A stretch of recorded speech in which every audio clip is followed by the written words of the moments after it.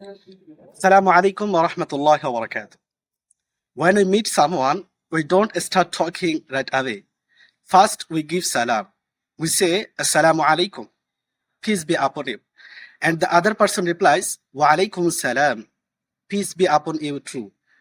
Salam spreads love and peace among us.